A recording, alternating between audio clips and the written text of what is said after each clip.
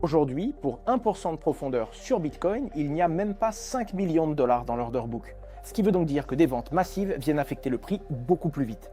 Et donc, il y a une baisse consécutive et des supports qui ont été brisés les uns après les autres. Les 80 000 dollars, puis 75 000, qui était un point très regardé. J'en ai parlé dans la roadmap 2026 que je vous ai publiée il y a quelques semaines, et qui était le point qui était surveillé par beaucoup d'investisseurs. Et si on passait en dessous de ce point, on pouvait dévisser encore plus vite. Et ça n'a pas manqué.